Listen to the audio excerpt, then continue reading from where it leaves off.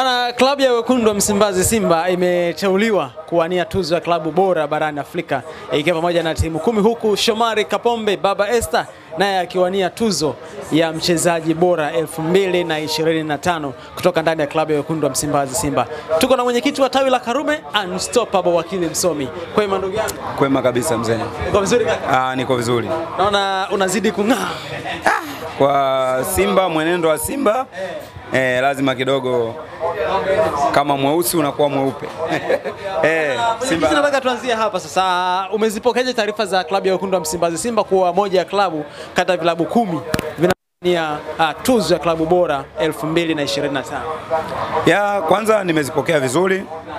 Nimeona hiyo taarifa, na moja ya vitu ambavyo vinaendelea kutupa faraja katika swala zima la ukubwa wetu, klabu pekee kutoka ukanda wa Afrika Mashariki na Kati kuania tuzo ya klabu bora barani Afrika. Nafikiri hii ni hatua mojawapo kwenye zile hatua ambazo za ukuaji. Simba inaendelea kukua, itafika muda kila kitu kitakuwa upande wetu. Bado hatua chache sana naamini. Unaona mnyama akitoboa na kuidaka hii tuzo, hata kama hajatoboa, hata kama hajaichukua hii tuzo, lakini kitu cha faraja kuwa kwenye vilabu 10 bora vinavyoania hii tuzo. Light ningekuwa bingwa wa moja ya makombe, kwa sababu pale yuko Piramidi, yuko mwana finali mwenzangu RS Berkane, kwa hiyo wana nafasi kubwa kutokana na hicho alichokifanya. Light ningekuwa nimefanikiwa kuchukua ubingwa, ningesema moja kwa moja hakuna kigezo kitakachonitoa mimi kuacha kuchukua hii tuzo. Lakini kwa hata hapa tu nilipofika kwamba kuania klabu bora barani Afrika, hii kwangu mimi ni turufu dume. Mwenyekiti, nikiangalia klabu ambazo mnawania tuzo hii kwa pamoja, vingi vinatoka Morocco, vinatoka Algeria, Misri. Huku kusini ni kama wekundu wa Msimbazi Simba, lakini pia Mamelodi. Ukanda wa Sekafa ni klabu moja tu. Hili linatoa sura gani katika mpira wa Tanzania? Kwa sababu kwa sasa hivi kwenye huu ukanda au kwenye zoni yetu, hakuna klabu yoyote ukiondoa Mamelodi inaweza kubatwa na Simba. Si Tanzania wala si Tanzania, Kenya, Uganda, ila kwenye ukanda wa Kosafa, Sekafa, umeona, hakuna ukiondoa Mamelodi Sundowns, hakuna klabu nyingine ambayo inaweza kubato kwenye jambo lolote na Simba Sport. Haipo. Kwa hiyo kubaki mimi na Mamelodi si kwa bahati mbaya, ndio watu ambao tumeushikilia mpira wa eneo hili la Jangwa la Sahara. Ni sisi tu, timu mbili. Ukanda wa Sekafa hakuna. Sekafa sasa ndio kabisa marehemu tupu, ndio wao tuingie bure. Hakuna kitu kabisa. Ukienda wewe angalia timu zote za Sekafa. Kwa sababu angalia hao wanaojiita wakubwa ndio wao. Kwenye mechi muhimu unaingiza bure. Mwishoni unatusomea mapato kwamba nimeingiza mapato mengi, lakini ni uongo. Sasa ukienda Kenya au Uganda, klabu gani utailinganisha na Simba? Haipo. Sudani, Al Hilal huwezi kumweka na Simba. Umeona El Merreikh kashakufa. Lakini ukija Rwanda ndio kabisa. Umeona kama huyu nani, timu yetu mpya tu inawaburuza Nywalanda, wewe unategemea nini? Nani hawa? Singida wanaonea Nyarwanda. Sasa Simba utaiweka kwenye daraja hilo? Kwa hiyo kwenye ukanda wetu hakuna. Lazima sisi saa hizi ufalme na ukubwa tunaotafuta ni kutoka Afrika Magharibi. Yani ukizungumzia huko Morocco, ukizungumzia Misri, ukizungumzia Tunis, sio Ghana. Sio Ghana wala sio sijui Nigeria wala hakuna klabu pia inaweza kubato na sisi. Ni Misri, Tunis, Morocco, kidogo na Algeria. Kuna moto kidogo. Lakini ukiondoa hayo mataifa niyokutajia, ni ingine ipi? Gine ipi? Hamna. Kwa hiyo si kwa bahati mbaya ili ambalo tumelifanya. Sisi ni wakubwa tayari. Na mimi nakuhakikishia kwa Simba ambayo inajengwa, kwa Simba ambayo inakuja, ipo siku kila mtu ataimba Simba Afrika. Kwa hiki nilichokiona kwa huyu mzee wa mifumo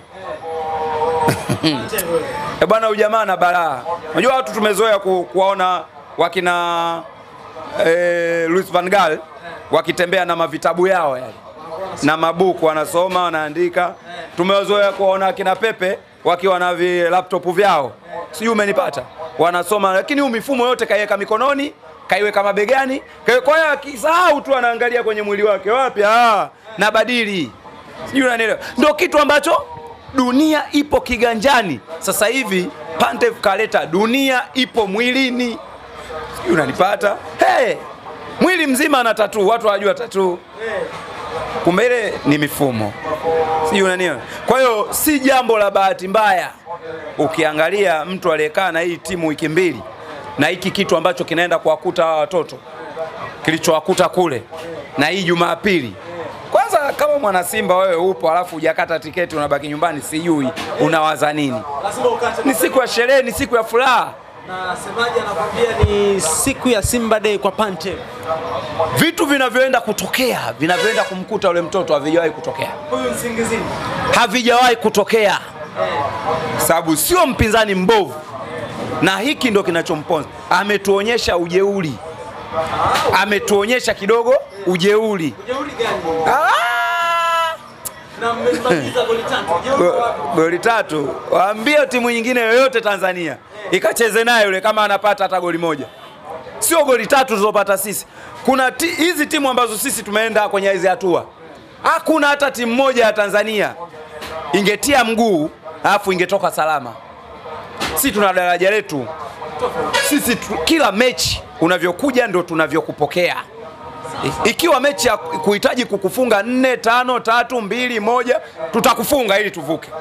Ikiwa mechi ya kukufunga wewe goli 1 ili tuvuke hatua inayofuata, tutakufunga hivyo ili tuvuke. Umeelewa? Hatuendi kwa mikurupuko kama wanavyokwenda watu wengine. Sisi tutakusoma. Umeona yule mtoto? Nsingizini. Sijui Msingizini. Wakati anaanza mechi, alianza kwa heshima na nidhamu. Lakini kipindi cha pili alijaribu kuona kwamba na mimi naweza. Umeelewa? Ndio tofauti wa Simba na timu zingine. Nikikwambia kwenye huu ukanda unamtoa nani Mamelodi, kamwangalie kilichompata Orlando Pirates. Kapigwa chuma 3. Umeelewa? Sasa ukimwangalia Uto kachezea. Ukiwaangalia sio wa Kenya hawamo. Ukiwaangalia Waganda wanasuasua. Ukiwaangalia nani Zambia imebaki siji timu moja. Ukienda ukiwaangalia Wanyarwanda, yani ni shida. Lakini Simba yupo kwenye daraja lake kutokana na mwenendo haya mashindano anayajua vizuri. Sawa sawa. Na msisahau ukiondoa Mamelodi na Al Ahly, anayefuata ni Simba. Kwa miaka hivi karibuni kutinga hatua za makundi mfululizo. Ukimuondoa Al Ahly na Mamelodi ni Simba. Kinyume na hapo hakuna. Nenda Morocco hakuna. Nenda sijui Tunisia hakuna. Sawa? Kaka, si kwa bahati mbaya. Records zinatengenezwa. Lazima uwe na mipango. Sawa sawa. Unanipata? Kwa hiyo si kwa mashaka, mimi naamini kabisa tunapoelekea ni pazuri na tunaenda kufanya jambo kubwa sana. Tukija kwa upande wa Shomari Kapombe, captain wa wekundu wa Msimbazi Simba, naye anawania tuzo ya mchezaji bora. Kwa miamba ile ambayo umeiona pale wachezaji 10, Shomari Kapombe atatoboa? Kwanza ni hongeleni, tuwape hongera katika hii. Show me the way. Ni mchezaji mwenye record zaidi ya record.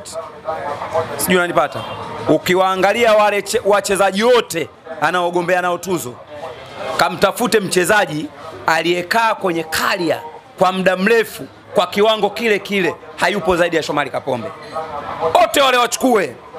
Utakuta huyu ana miaka 4 kwenye karia yake kufanya vizuri, huyu ana miaka 2, huyu ana mwaka, huyu ana miaka 3, lakini kamtafute mwenye miaka 10 yupo kwenye ubora ule ule, huwezi kumpata zaidi ya Shomari Kapombe. Sijui unanipata? Si kwa bahati mbaya.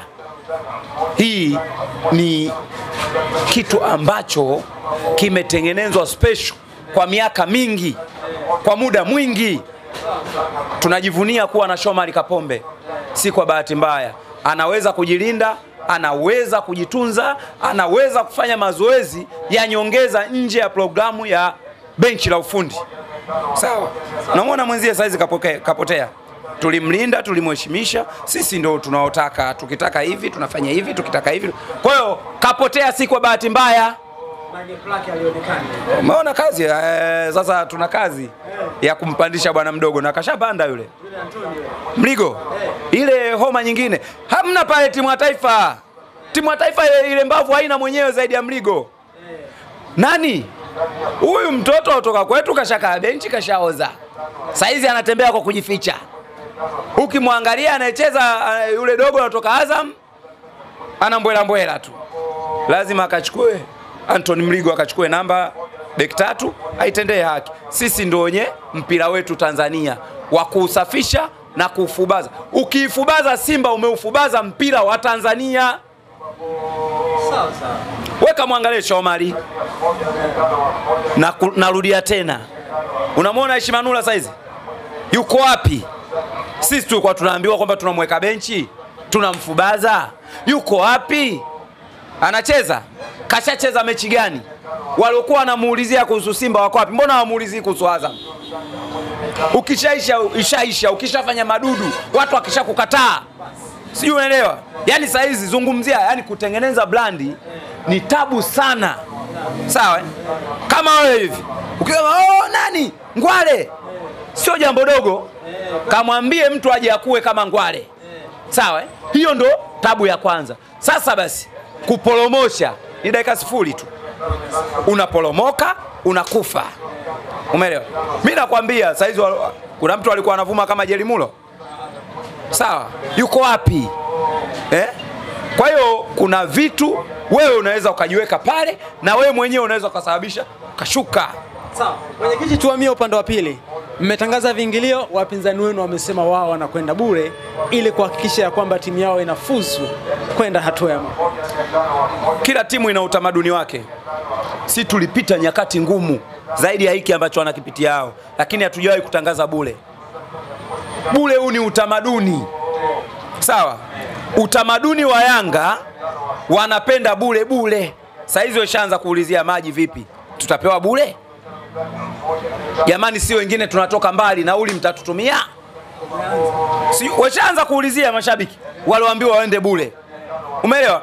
Wameulizia nauli, wameulizia maji au juisi. Sawa? Hivi vyote kutokana wametengeneza hao wenyewe. Mimi nakwambia sio bahati mbaya. Sasa hiyo kacha sisi hatujawahi kuishi. Sisi hatujawahi kuishi kwenye kacha ya bure. Utasikia ameshinda supu bure. Utasikia si tunaenda Kongo bure. Sasa hii bure, narudia tena, tumewahi Simba kupita kwenye nyakati ngumu. Wanakumbuka misimu miwili iliyopita? Wakati tunaenda kucheza na nani wale na Vipers Uganda. Tushapoteza mechi 2 za mwanzo. Si unakumbuka kaka Lakini fuata kwamba sisi tunaenda hatuna point. Wale Vipers wanakuja Bongo. Tumewafunga kwao, tunakuja kurudiana nao Bongo. Ilitangazwa bure. Ile mechi haikuwa na mahitaji.